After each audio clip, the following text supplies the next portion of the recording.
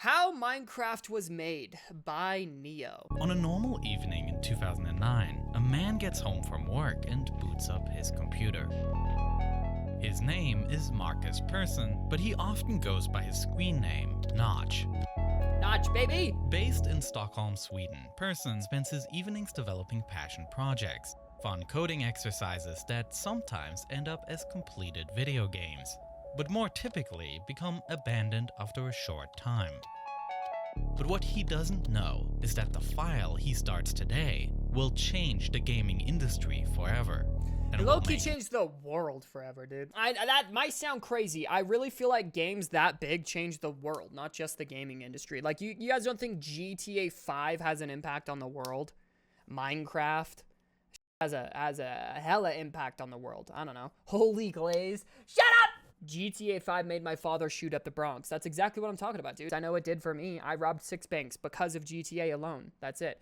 Fortnite? Yeah, Fortnite as well, dude. Huge impact. Huge impact on, you know, the world, bro. The world. Him one of the wealthiest Swedes in the world. This is the making of Minecraft.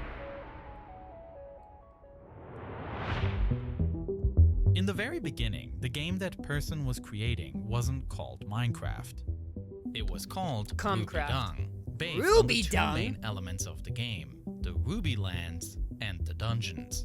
It's going to be RubyDung? Chat, dung is not short for dungeon. Good thing they changed that shit up. That was terrible. You don't actually do any quests yourself, but rather assemble, equip and level up heroes, and send them on quests you gotten from the local town.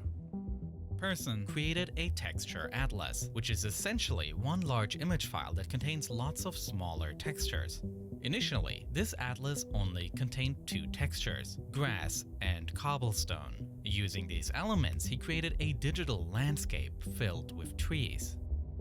Next up, Persson wanted to implement a first-person view of the heroes going on their quests. But quickly he realized that it was becoming too pixelated and blurry. Frustrated that he couldn't get all of the features just quite right, Persson scrapped the idea, not realizing that he had just created the first prototype for what would later become Minecraft. Y'all think he still has that first prototype? And how much it's worth? You guys think he still has it? That prototype ain't worth shit. I promise you the original Minecraft prototype from Notch himself is worth something. It might not be worth millions or anything, but I guarantee you it's worth more than the average annual income for a normal American. One major limitation was that he could only work on his games during the limited free time after his day job. He worked as a programmer at Midas Player, the Swedish game developers that would later go on to create Candy Crush. However, his bosses at Midas Player were unsupportive of Persson's hobby. And once they discovered that he was making his own games in his free time, they felt that there was a competing interest, and they barred him from continuing making his own games. But Persson couldn't be stopped. Rather than comply, he decided to quit his job in order to continue working on his own passion projects. And he found a new job with the software company J-Album, where he befriended the CEO, Carl Manne. J-Album was not a game studio, but a company that made digital photo album software. Midius for real, dude. If they played their cards right, they could have been the game company for Minecraft. Could you imagine if you're like, hey, dude, why don't you work on the games while you're at work, and whatever you create, we'll publish for you. And then they're the publishers of Minecraft. Imagine that. I know that, like, a lot would have had to go right for them, but, like, for them to just be like, yeah, fuck you, you can't work on your games. I don't know. And Carl Manne not only didn't mind what Persson did in his free time, but instead, he actively encouraged him to continue designing games. Let's go, Carl! At this point, RubyDung creating Candy Crush instead of Minecraft? Yeah, but I mean, let's be real. Candy Crush is doing just fine. The Candy Crush is a good moneymaker for that studio. They are doing okay. They're doing okay with it. That is until April 2009, when Persson came across a new game that would change everything for him. The game was called Infiniminer. Infiniminer is a multiplayer game where players team up against other players to dig blocks in search of minerals. As blocks are dug up, they can then be used to create structures to... Dude, I thought he came up with the whole mining thing and the block thing on his own. It came from Infiniminer. I have no idea. Infiniminer Game of the Year. So Minecraft's a knockoff. Low key, that's kind of what I thought it was completely fresh from his mind. I did not know this game existed. Though the objective of the game was to mine up more minerals than your opponents, players quickly abandoned that goal and instead realized it was much more fun to just build things. But most things in this world are a knockoff, to an extent, yeah. Yeah, to an extent, there's nothing that's truly original. There's nothing. I just thought that Minecraft was. I did not think there was anything like Minecraft when it came out. Why would you have a multiplayer competitive aspect for mining? Like a Minecraft mining type thing. I don't know. Despite the game's enormous potential, its development was plagued with difficulties. Zachary Barth, the original creator of Infiniminer, had intended to create a large network of players. But with the game's code constantly being modified and rewritten, the game soon fragmented its user base as the different versions of the game weren't compatible with each other. Frustrated, Barth decided to abandon the project as a whole, and the game's code became open source. The first time Persson tried Infiniminer, he immediately had an epiphany that this was the game he wanted to do. And he had lots of ideas of how he could make it better. He sat back down with the previously abandoned Rubydung and got to work tweaking it into the new vision he had in his head. Reusing his existing textures, Persson took a full weekend to rework some of the coding and art style. He called his creation Cave Game, and with just a little more work, it moved from just a test to a working prototype. Now, all he needed were players, and he had a plan for where he could get some early testers. Just a few weeks prior, Persson joined an online indie game forum called TIG Source. Cave Game, how original. Feedback from other developers on games they are creating. Persson began discussing with others in the community, who quickly suggested a new name for the project. Minecraft, Order of the Stone, named for the two actions you could do in the game, mining and crafting, though Persson would later drop the subtitle from the name.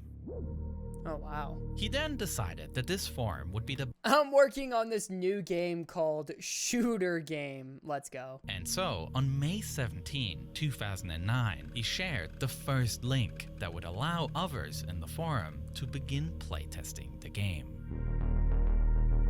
Minecraft. It's an alpha version, so there might be some crashes. Just 12 minutes after he posted the link, the first person provides feedback. Oh hell, that's pretty cool. I just dig around in the ground a bit and suddenly I'm in this underground cave. Great sense of exploration already. Just 3 minutes later. Dude, that's pretty cool. Could you imagine being this guy, the dude that sent in the first ever reply to Notch and gave him the first feedback? That's got to be absolutely insane. The next reply. The animations are fantastic. It's generally really derivative at the moment of Infiniminer. Quickly, more and more people are downloading, providing feedback, and above all, praise.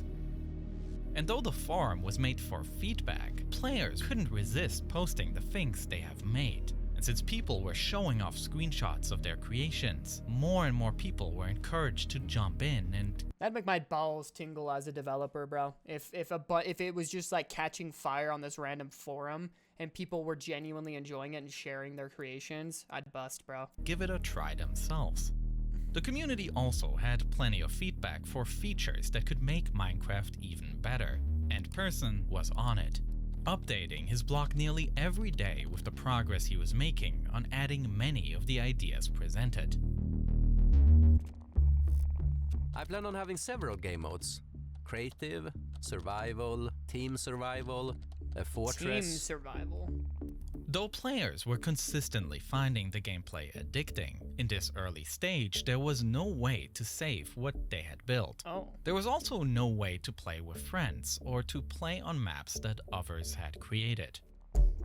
Person would often sit down with the intention to add these commonly requested elements to Minecraft, but he would repeatedly get distracted due to the challenges of implementing multiplayer and instead would focus on more fun features. Okay, multiplayer was boring, but here's water. Should Minecraft have blood? No, blood is overused. Next up It's was so adding interesting seeing the game that we know today evolve. Like, can you imagine back then? Oh, dude, I don't know. It's just like he doesn't even know what he's creating right now. But Person was determined to get it up and running, though not without some more side projects along the way and more challenges to overcome. So I didn't do multiplayer code, but I had fun. Multiplayer will be in the form of a downloadable server, which will broadcast its IP to the main server when it starts up.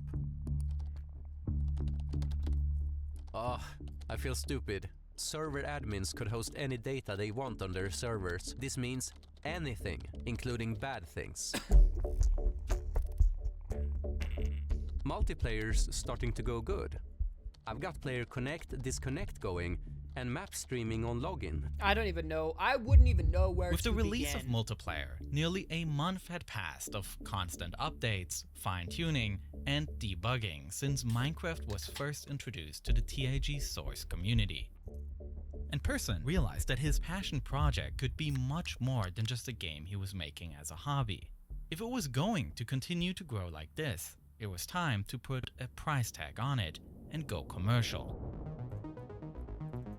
Though today, it may seem completely normal that an indie developer sells their game rather than It was release- not, dude. It was not back then. This is honestly, it's like, this is why I said at the beginning of the video, I feel like this game changed the world, not the gaming community. It changed the world, bro. Because with the success of Minecraft, it paved the way for indie devs, man. Like, think of all the people that would just be working normal jobs that are now full-time indie developers making games. And dude, I don't know. It revolutionized the world with how many people it brought to the gaming industry. I feel like Minecraft, GTA, and certainly Fortnite are the three games that like absolutely changed the world and brought everyone into gaming. Holy glaze, enough. Hey, if Minecraft is older than you, you can't fucking talk, Queso. Minecraft, GTA, and COD is probably the holy trinity. Dude, nah. Like, COD, yeah, but, dude, it's Minecraft, GTA, and Fortnite for sure, dude. COD, yeah, but, I mean, dude, think about how insane Fortnite was back in 2018, 2019. This wasn't actually the case in the late 2000s. The expected practice, rather, was to release a game as freeware and to make money through the use of ads. Person, however, came up with a different plan. Having seen how valuable the direct feedback from the forum has been, he designed his pricing to reward early adopters. And despite the warning that people wouldn't pay for such a game, sales started coming in almost immediately. Wow. Person even started seeing such a high influx in his income that his PayPal account was frozen due to suspected fraud. Wow. It was also enough that he was able to change his status from full-time to part-time at J-Album, allowing him to spend even more time on developing Minecraft. Month after month, Person followed the same process, listening to feedback from those who were playing, implementing more features that were commonly requested, and fixing any bugs that were reported. He also, during this time, met another person on the TIG source forum that could help him with the game's sound design. Daniel Rosenfeld is a musician and sound engineer, and he began to collaborate with Person to provide sound effects for Minecraft, as well as produce the iconic soundtrack that is still Oh used. my gosh. Dude, there's no way he just met them on a forum. Oh my gosh, dude. To this day. By 2010, sales of Minecraft had grown to the point where Persson was able to quit his part-time job with J-Album altogether, and it was clear that as Minecraft continued to expand, Persson would need an actual business structure to handle the explosive growth. But since he was uninterested in actually running a business, he decided to call in some help. First was a friend and colleague from Persson's old days at Midas Player, Jacob Porser. Second was yet another colleague, but this time from J-Album. Saying people wouldn't pay for something is stupid because people have bought crazier things. Someone bought a banana taped to a wall for thousands of dollars. Yeah, dude, if the product is good, people will pay for it. The problem is getting those people to pay for it before they know the product is good. I think that's where the criticism came from. Like, they don't know if your game is good, so why would they pay for it if they don't know yet? But obviously it worked. Obviously, you know, he knew something we didn't, but... Together, the three would establish the company that would officially back Minecraft, Mojang. Persson was no longer working from home, but had built a small team. The game was still not officially finished, but it already became immensely popular amongst players. And by August of 2010, Minecraft had grown enough to catch the attention of other, much larger game developing companies, such as Valve. Oh, wow. Persson was invited for a meeting to the headquarters of the gaming giant in Bellevue, Washington, and he accepted the meeting halfway across the world. And while there, Persson thought he could also meet some Minecraft fans. I have all day on August 31st free in Bellevue, if you guys could organize something on the forums. And I figured we could call it Minecraft Con 2010, No even if it's just way. 3 people sitting around in uncomfortable silence for 20 minutes. During the meeting with Valve, the company offered Persson a position. However, he decided to turn the offer down, as his focus was solely on Minecraft. After these negotiations, however, Persson joined a small gathering of people that had come around because of his blog post. A little Wow. more than 50 people turned up to hang out in a park. A meetup that would go down as the very first Minecraft Con. And this spontaneous event would give the Mojang team an idea. By the end of 2010, No way, dude, that's actually insane. JD, what's your opinion on privacy? What in the fuck kind of question is that? You mean piracy? Okay. I think as game prices go up, I think piracy it should go up with it. The more expensive games cost, the more people should be pirating. I think the more that game companies try to take advantage of consumers, the more that people should pirate it. And especially if they want to move to a subscription-based model where you can't actually even own your own games. Yeah, if I can't own my game, what am I pirating? I'm not pirating if I can't even own this thing. Piracy is good if companies don't give you another way to obtain an old game. I agree. Well, you don't own games on Steam either. You just gain a license. Leo, can we lock in? Can we lock in, please? Can you lock in for me? I think you know what I mean. I think you know what I mean. Okay, let's lock in. Lock in, chat. Minecraft had reached over 700,000 sales. And yet, by this point, Minecraft was still technically not a finished game. It was still in its beta phase. But Mojang's development team was close to finishing the actual release.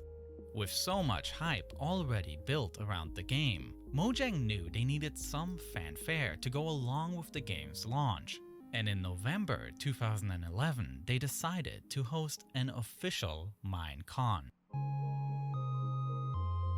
This time, instead of an impromptu gathering of 50 people, it would be a sold-out organized event with 4,000... Leo's right, if your Steam account gets banned, you lose all games and your account just has a license for it. How would you get... Well, okay, I've heard of people getting their account banned before. How do you get your account banned is my first question. And second off, Steam support is pretty good at reinstating your account if there is actually a problem with it. But you can say that about any digital copy of anything ever. If you don't have a physical copy of something, then you don't own it if you want to talk like that. I don't even have a physical copy of... I don't own my YouTube account, chat. I don't own my YouTube account that you're watching this video on, you know? I don't own my Twitch account, you know? If I get banned, I don't have it anymore. Like, what? Also, if Steam goes bust, the games won't be playable anymore. You could say that about literally any... Chat, if Xbox servers go belly up, any Xbox exclusive game you don't own anymore. Like, what? JD, I don't have a license to you. I own you. Nah, because if Xbox games would still run on a disc. Not the... Dude, chat, the digital ones. I'm gonna lose my mind. Unless you own a hard... So you're saying unless you have a physical copy of the game, you don't own the game? What are we talking about right now, chat? Chat, can we lock in? Is this rage bait? Chat, can we lock in? You guys know what the fuck I'm saying, chat. Chat, you literally could say that about anything. You could say that about anything. You guys don't own your Twitch account that you're watching me on right now. If Twitch goes belly up, I don't have access to it anymore. Does that mean you're not the owner of your account? No. My YouTube channel, chat, if I somehow got banned on YouTube, does that mean, so that means I don't own my YouTube account? No. What are we talking about? What are we talking about right now, chat? You still own the game. There's ways you could lose the game. Just because there's ways you could lose the game that you own doesn't mean you don't actually own the game. What? Motherfuckers over here talking about how games you have on Steam, oh, you only own a license to, you don't own the actual game. Okay, so if I have a digital copy of a game, but if my house catches on fire and it burns up in the flames, does that mean that I don't actually own my game? Because my physical copy can get ruined. So do I not actually own the game right now? What? At a party DJ'd by Deadmau5.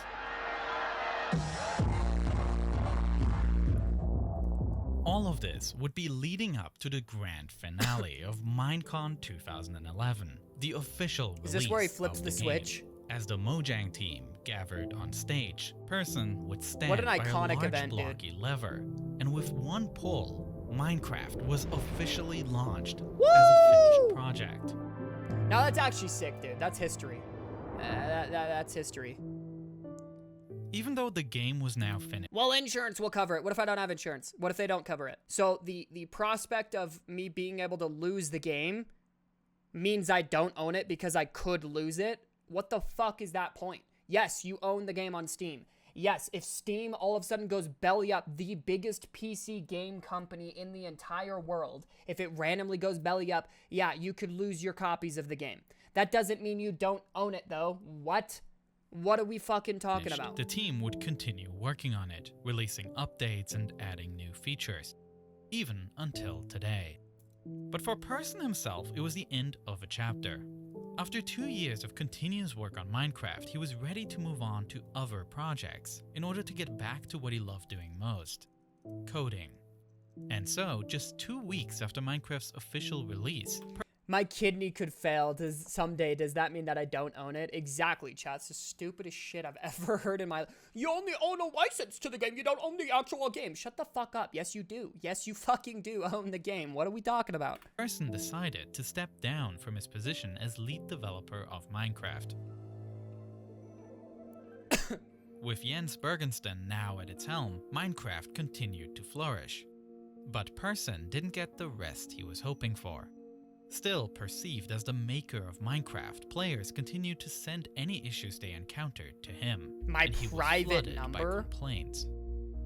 For a long time, he would attempt to ignore the negative feedback that he could do nothing about, until it finally came to a head in 2014. Why do they have his number? As the popularity of Minecraft continued exploding, an inevitable feature from players began to emerge: pay to win. Uh-oh. Mojang has always allowed public servers to be created so that players around the world can play the same map together.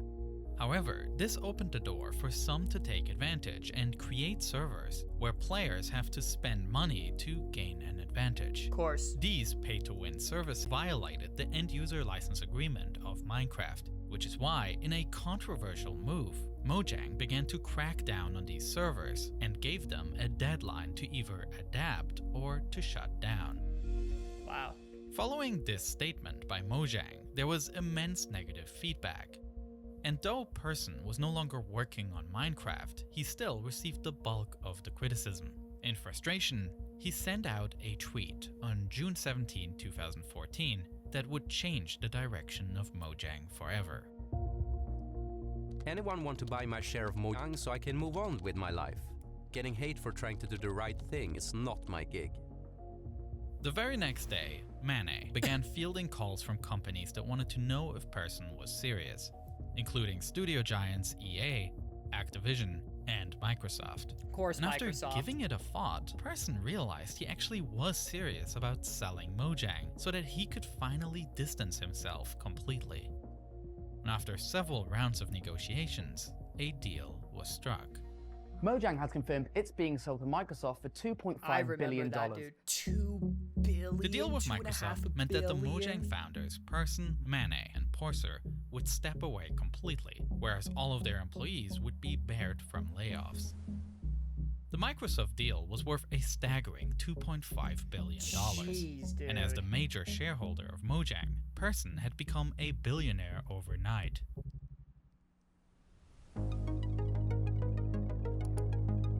This is the part of the script that should have been the easiest to write. After all, it's a classic happy ending. Persson had achieved the unthinkable. He turned his passion project started at home into an empire, becoming wealthier than he ever imagined. In the following years, Persson would continue developing games, and he would do what billionaires do, moving to Los Angeles and buying the most expensive mansion ever built in Beverly Hills, hosting extravagant parties. I did hear about Notch Meanwhile, parties. Minecraft continues to thrive. Diddy parties got nothing on Notch parties, chat. With over 300 million sales, it is to this day the most sold video game ever made. But yet, this is the part of the script for this video that was by far the hardest to write. Yeah, his tweets, chat. No, stay away from Twitter. Notch! Notch, put Twitter down, please! Notch! No! In 2017, a series of racist and homophobic tweets led to Microsoft distancing itself from Persson. They scrubbed his name from the game and did not invite him to the 10th anniversary celebration of That's fine. Minecraft. Persson's tweets were bad. Really bad. And they have significantly impacted his legacy in recent years. Bro thinks just because he's a billionaire that he can say whatever he wants. I mean, he For me, can say whatever he wants, but say it without backlash is what I mean. In situations like this, it often feels like there are two paths someone can take. The easy path is the one where they double down on their harmful views, find a crowd that supports them. But then there is the hard path, acknowledging the mistakes, learning from them, and making an effort to change. And the easier we make it for people to take this second path, the more might take it. Marcus Persson's story is undeniably inspiring. There are few stories that highlight as well as this how powerful a good idea is, and how much creativity can flourish within constraints as his. And more than anything, he has created a world that I've always experienced as incredibly inclusive. When is Minecraft the most fun? Is it when you open a new world, starting to build something new from scratch? Or is it when you've built an empire, and when you have an abundance of everything there is? Marcus Persson is now in that second stage. Damn. Of life. He really completed real life like a Minecraft world. Neo is a great YouTuber. Go sub to him. Go sub to him if you haven't. Neo's videos actually are insane. Yeah, I didn't know a lot of that. But yeah, dude, I mean, it kind of, you know, when we talk a lot about burning out on this channel, like burning out of video games or video games feeling old and very samey and things like that. And it's kind of crazy to think that he's done that in real life. Like, what else is there for him to do? Obviously, in real life it's different. Obviously, you can go find new hobbies, and there's endless things that you can go and achieve and stuff. But there's a certain amount of money that you have, or once you have it, money no longer is a motivator for you. And when money isn't a motivator for you anymore, like you have so much money, it's no longer motivating you in life. And you also have lost love for your passion, which it seems like he has. That's where things can get bad, dude. Things can get really bad. So I wish him the best, man. But that was a good video, man. I didn't know a lot of that stuff. I didn't know a lot about that stuff. I'm glad Minecraft is where it is today. That was the first game I ever fell in love with. Video.